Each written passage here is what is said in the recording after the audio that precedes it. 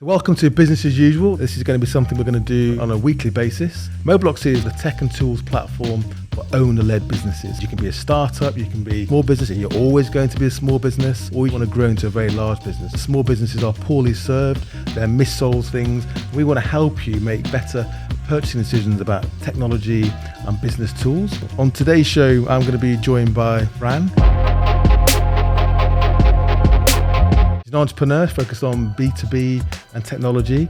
Fran's also a director of Moblox as well. So she's been really helpful in us understanding how to build our business and marketing, affiliate networks and network marketing, which Fran's a bit of an expert in. And we're going to talk about that too.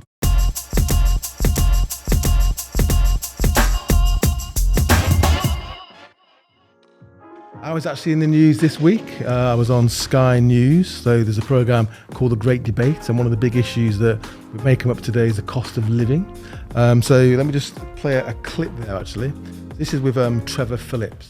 I mean, I grew up in the north of England, so levelling up is a great idea. It's going to take a generation. I always say there's ambition is sort of evenly distributed. Capital opportunity isn't. The government's got two major tools to deal with this. One is quantitative easing, that drives inflation. The second one is now interest rates, so we're going to see those go up. The only way out of this, and local authorities, a point made there, is great, and you've got to look after the most vulnerable, but somebody somewhere has got to pay for it. So it's either taxation on a static economy, with a low growth economy for some time.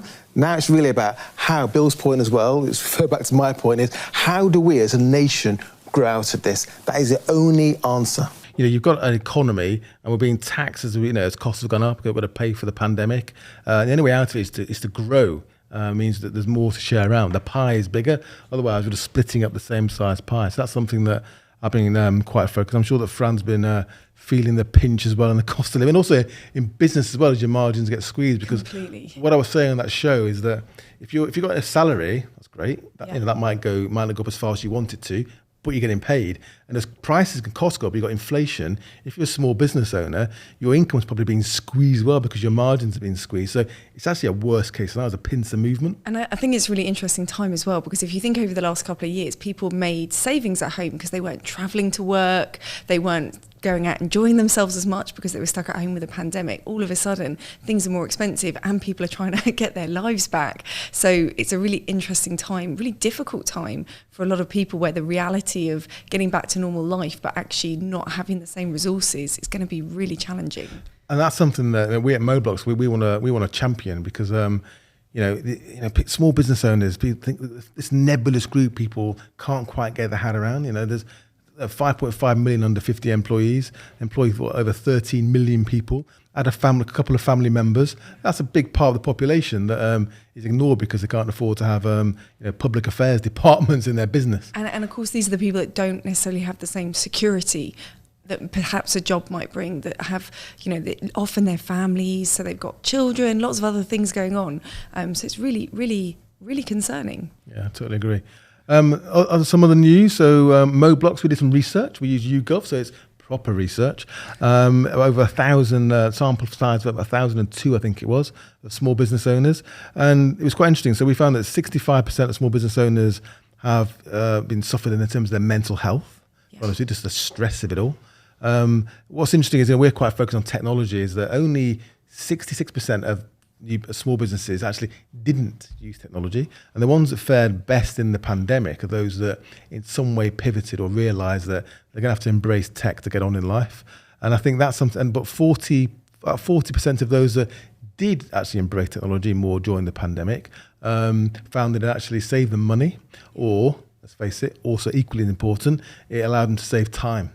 Yeah, and I think technology gives this amazing opportunity for the nimbleness of small business owners, that they can suddenly start to do those pivots. They can do it quicker and easier, potentially because they're smaller, but it's also very scary, learning what kind of technology is right for me in a business and so on. And that's why I think what Moblox is doing is so exciting, because it's actually helping show the way. But I think most businesses have now realised that they themselves need that technology, but also that technology is more accepted by the marketplace. Customers are more willing to jump on a Zoom call with a small business owner than they would have been say a couple of years ago. So there's some massive opportunities there, but it can be quite intimidating to take those opportunities.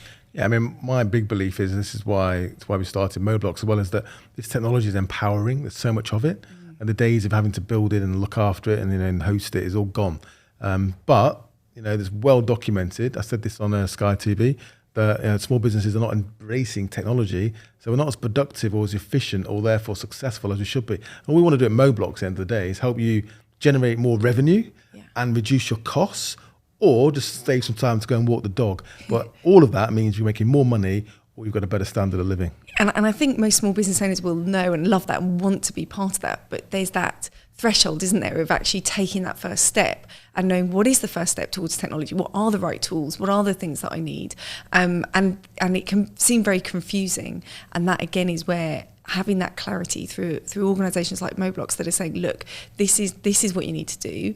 That's super, super helpful, because again, small business owners are busy. They want to go walk the dog. They don't want to spend hours sitting there researching what should be the right thing. So by coming together, hopefully bringing communities of people together like Moblox are doing, sharing that kind of advice, is going to be really powerful to help those small businesses cut out the time that they need to invest to look into this stuff, to really then have that right path forward. Yeah, because all I hear is, who did you ask for advice? My accountant or my mate. Yeah. And, you know, I'm not saying that about all accountants, but all your mates, but often they don't know the answer either. So what we're going to do, and we'll talk about this a bit later, is providing content to help you essentially understand your options. And we're going to be launching more and more services ourselves. It's all a bit still stealth because we're still building them, but they're coming. And I know when I felt that I've wanted to get involved in more technology with my business, a lot of that's about the belief of, can I do it? You know, is this for someone like me? And I think when you're a small business owner, it's very easy to think, oh, all that tech stuff, that's for the bigger, the more advanced companies.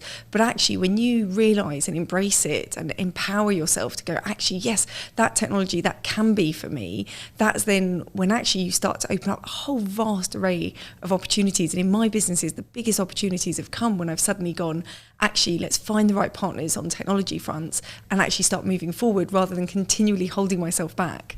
And there's an interesting one today. I was reading about Apple's new tap to pay. Mobile devices, they're becoming this amazing tool in many ways that's just saving you money, time. So I think it's very interesting now to see that you're going to be able to pay just by tapping your phones anywhere, really. So the POS systems, even lots of those, some of the systems that are using additional hardware, it's all going out the window. Yeah. It's fascinating, actually. Yeah. And it's just, that's just one of many examples, isn't it, Piers, of all this amazing stuff that is already happening and is going to happen more and more and more. And as small business owners, we need to be at the front of that, not at the back of that queue, and making sure that we're embracing that, because that's what's going to make our lives simpler, easier, better, our businesses better.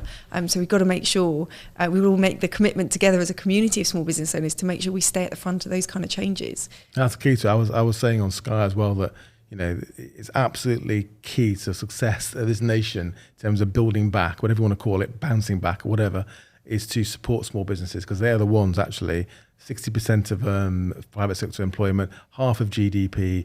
Large companies are shrinking every day. More and more people are going to work for themselves. This is where it's at. So that's what we're going to be focused on. But that's enough about us. Let's talk about you. So I think I tracked you down on LinkedIn probably about 2 years ago. You probably regretted it ever since I found you. And we had a cup of tea somewhere, I remember. We did, yeah. And we sort of hit it off. And then you're now been involved in Moblox, helping develop the model. But tell us a bit about you and what you do. So I guess I'll be honest, I hate the word entrepreneur. So I love the fact that it's like owner-led businesses. I think I've always, from my early career, when I came out of university, went into work, I just never felt that it was quite the right place for me. So started to kind of build businesses myself. Worked very hard, had some successes, had my first exit in my early 20s, and then moved on to building lots of other businesses around being a mum and raising kids. So I've always been involved in building and growing businesses, and I've got to the point now where I'm doing things that are always outside my comfort zone. I love being outside my comfort zone and trying to grow. So at the moment I'm building a tech startup, and I do a lot in the kind of corporate B2B space as well, growing lots of businesses in and around the big boys. I quite like to play with these big companies and have some fun with them. And what do you like about Mailbox? What made you get involved with us? Well, obviously your charm, Piers, to encourage me, and your great persuasive skills. But I love the mission of Moblox, because I think anybody that runs a small business, it's the most exciting, but also at times the most scary and intimidating world when you're really taking your own future into your own hands. So thinking about how I'm a massive advocate of thinking we must help others achieve and that whole sort of sense of community and moving forward together. And just like you've said, Piers, small businesses are the backbone of Britain. So if we want to do something purposeful and good with our lives, then how great to help other small businesses. I've been very fortunate in my journey to have people and communities that have helped me. So when I heard about the mission from Moblox, I thought it just sounded like such a fantastic mission to get involved in and really help others go along that journey and probably learn loads myself at the same time, because I'm always up for learning. And also, I don't know how personal you want to get, don't worry. but you're a single mom, you built businesses on your own, you know, that's not easy either, is it? So it's something that I think a lot of people want to hear about, is a sort of a female entrepreneur. I know obviously you're a female, you hate the word entrepreneur, but that's where we are. You know, it's not easy, is it? But something you've been successful. Yeah. Despite the challenges. Yeah, and I think I'm really happy to talk about that because I have 2 children. I raise them on my own financially, and majority of the time they're with me. I love them. They're awesome little people most of the time. So building a business around them, like I guess all small business owners, we're busy. I meet a lot of business owners that are also parents, so juggling that kind of work-life balance is a challenge, and there are times when I got it wrong at the beginning. I won't lie, it was not like I suddenly woke up one morning and could cope with it all, so I've had to put lots of boundaries and things in place to make sure that works, and really I guess make my children my reason for building a business rather than my excuse. So in everything that I do, go actually, well, this is why I'm doing it, not this is why I can't do it because of them, and just managing it so that I can fit it in around them, but then also be there for them. And I'm a huge advocate of making sure that when I'm at work, but when I'm at home, I'm mum, and I'm there for, especially as they get older, actually, their emotional needs and friendship needs and all these kind of things, as well as kind of nourishing them and looking after them and making sure they look after their personal hygiene, which is sometimes a challenge.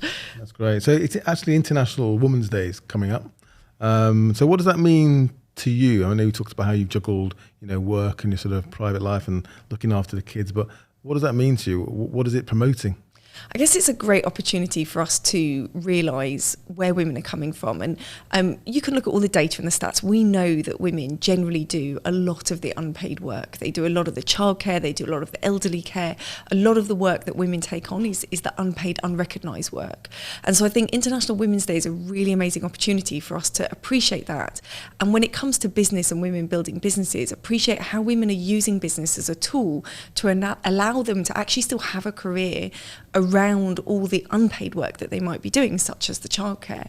So for me, I think it's a fantastic celebration of that, but also it's all about the stories, and for women to have the confidence to come out and say, this is what I'm doing and this is what's working, but also this is what's not working and this is where I need help and support, and bring people together to really help find the right paths through so that we maximise the amazing skills and potential that there are of women. I guess it also helps having role models, doesn't it? Because you can see women or anyone these role models that are like you, doing things you might aspire to do, and you think, well, actually, if they can do that, I can do that. Yeah, and it's that seeing people, that role modelling is just so important, because even someone like me that's probably old and long enough in the tooth to kind of know that you can go and achieve what you want to achieve, I still look around me and go, but who can I do that? Because I can't see anyone else like me that can do that.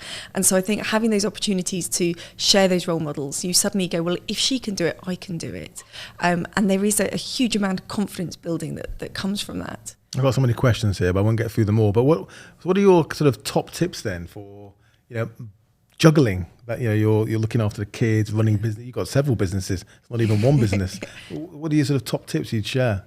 So I think structure is super important, and I can be quite scatty at times, but I really make sure with my time I'm super, super structured. So I do diary blocking. I sit down with my diary every month and go, what are the things that I have to do? And things that I want to do, and I get those in the diary. I physically put them in. So school runs are in there every day, kids events Christmas are in there. concert. Yeah, exactly. Nativity plays, all those kind of things. So get all of those things in there, and then get in the things that I want to do as well. I think it's so important that you don't forget about yourself. it's so easy to get dragged into just being a mum and working and having no life outside of that. So making sure that I actually put in things that I want to do as well, I think is super important for mental health and well-being. And then looking at what's left and looking at what time is left. And then I think when you're busy, you get really good at being efficient with your time. So then looking at what's left and going, well, actually, with the time that is left, this is what I can fit in, this is what I can do, and being efficient with that time. It can be quite lonely building a business. So what communities are you involved in, and do you think will actually add value? I get involved in several different communities. A lot of them generally tend to be women-led. That's partly because of that role modelling point of view. So looking at small business communities and actually even not just small businesses, but even business accelerator communities where you've got people that are striving for a similar level to you.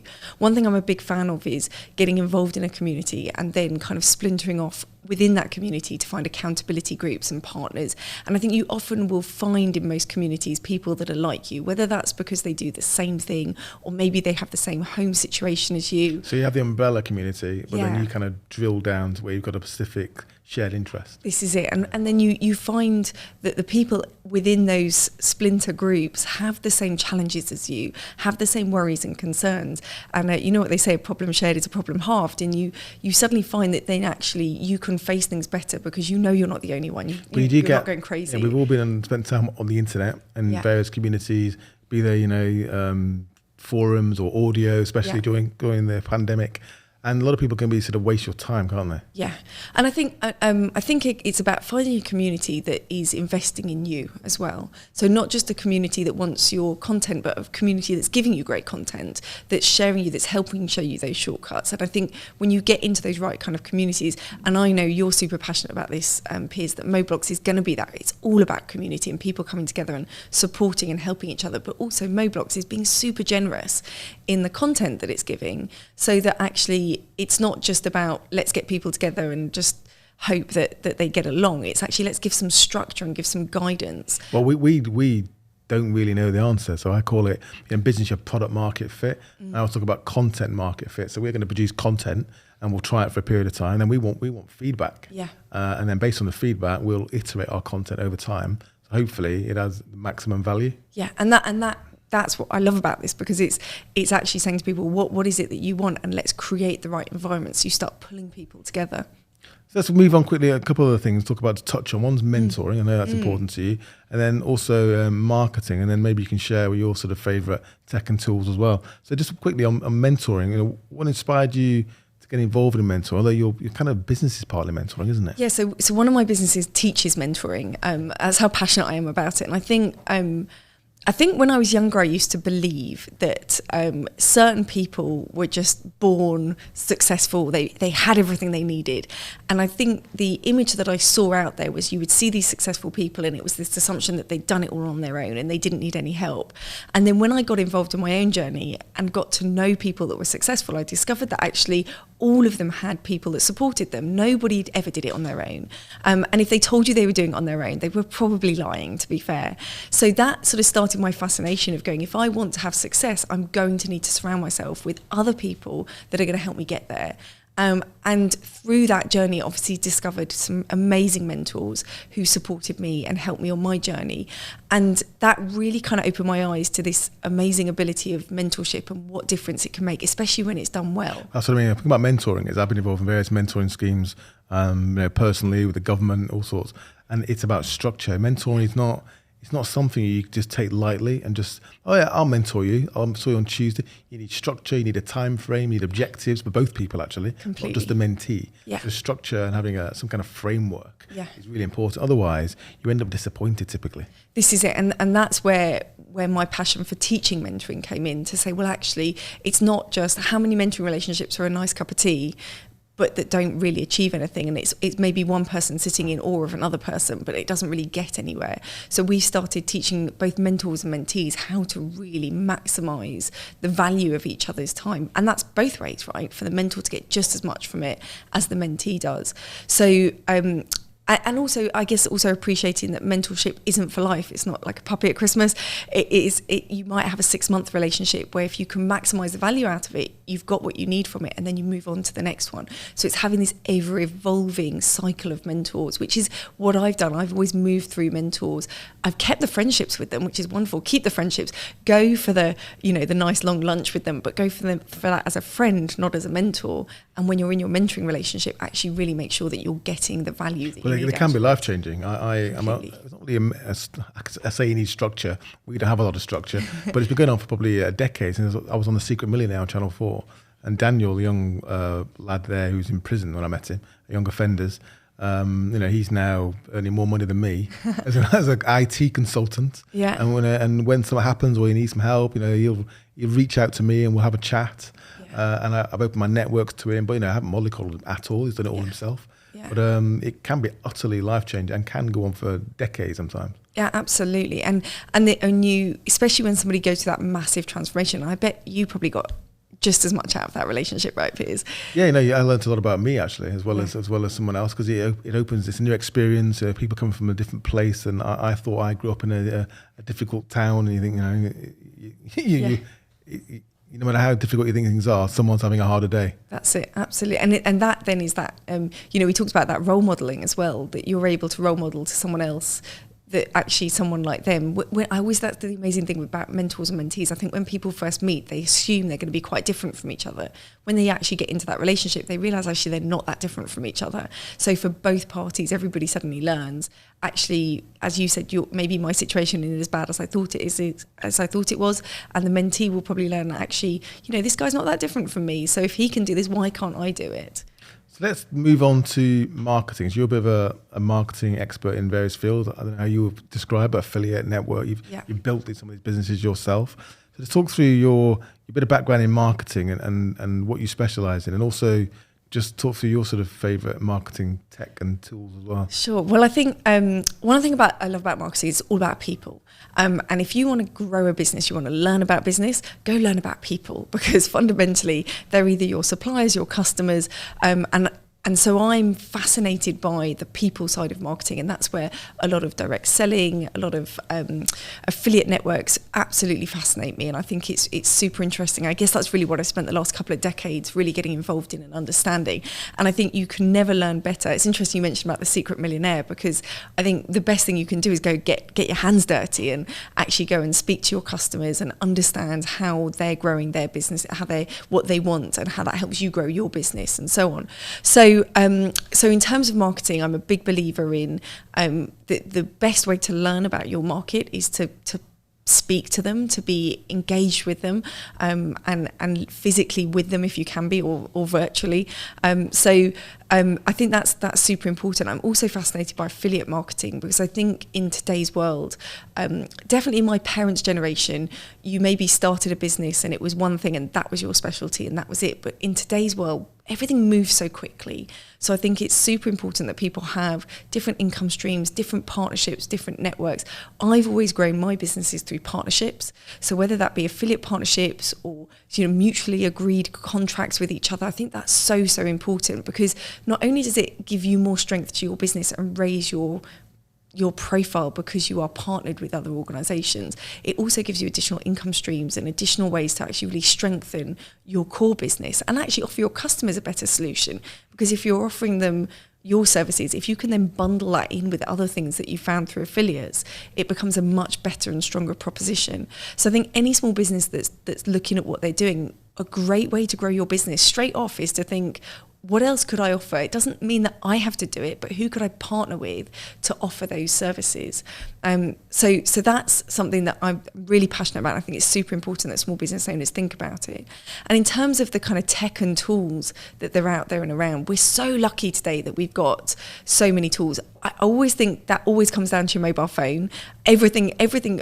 I don't know. I mean, I've come here to meet with you today in London, Piers, and I didn't bring my laptop, knowing that I can run my world off my mobile phone. So I think mobile is such an important part of what we do. So really understanding how that works for you and making sure that works for you. And mobile is something that Moblox, I can guess from the name slightly as well, is going to be focused on, because I think that device, not just the connectivity, but that device and the power in it, as we saw from the the recent news from Apple as well, is in terms of how you can use it to pay. Yeah. It's super powerful, and people still aren't quite extracting the value they can from it because they've got a confusing array of potential technology they can use. Yeah. And you've got to find the right tool for you at the right time for your business based on your size, your ambition, your complexity, and people struggle with that. Yeah, it's so true. And as you say, like, it's the mobile at the moment is probably just a fraction of what it's going to be. And I'm not one of those people that could give you the foresight on everything it might be doing in the future.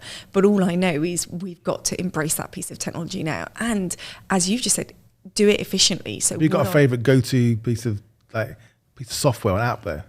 I've got a CRM system it's a pretty basic one, but I love it. Which one do you use? It's called Contacts Journal. It's like a really basic one, but I love it because it logs all my phone calls and my text messages and so on. So something like that's a really, really great tool. So that's integrated into the phone, so it knows when you made a call Yeah. or a text. It integrated into your contact. That's it. It knows who to. And it logs records it all. the message and everything Okay. else. So that's a brilliant tool for me because, again, I'm a big believer if you're growing business to grow it from abundance. And if you're doing enough abundance, you won't remember everyone in every conversation. So I definitely need, especially when I then go home to the kids and have to hear about whatever they've been up to, I forget the conversations I've had. So to have that kind of journal is incredible. In terms of growing my business. I also love my accounting software. I mean, that for me was a game changer. Which one do you use? I actually use two. I use QuickBooks and Xero for different businesses. Well, because I have different businesses in okay. so one, and so I kind of play them off each other. And some days I love one more than the other. But having, again, that for me was a game changer. So do you do it yourself, or do you have an accountant to do it for you? So I kind of keep on top of it myself, and then my accountant processes it all at the end of the year. So you can use both. You haven't decided that I prefer one. Yeah, that'd drive me mad. so- I'd have to choose one. So my accountant keeps trying to persuade me to move to one because it makes their life much easier for them to go What in. do you find between QuickBooks and Xero? Let's talk Turkey. Yeah. What do you like about each, or what are the pros and cons there? So I think the Quickly. thing that's kept me on QuickBooks is their mileage calculator from when we were traveling around a bit more. It has an automatic mileage calculator. So I have that on the whole time.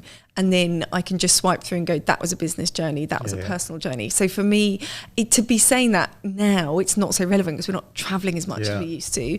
But that was what always kind of kept me to QuickBooks. But actually personally, Xero in terms of managing a business, doing VAT returns, those kind of things.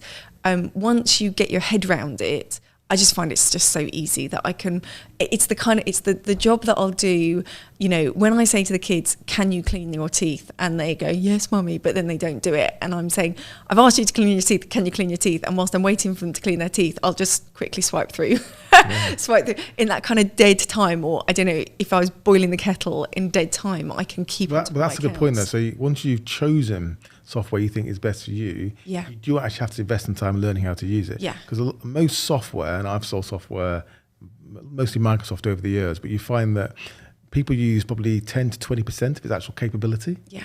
Because they haven't got time or can't be bothered or don't want to learn about. But actually, if you can get to sort of 50% even, it'll dramatically make you more efficient, more productive, and potentially help you make more money. Absolutely. And again, as you say, once you've learned how to use it. So for example, one of the things that I actually had a friend teach me this, but on my Xero, is when we do invoicing, either me or someone in my team, I get them to put, often we'll invoice 50% up front, 50% after, and I get them to put the 50% after as a draft invoice.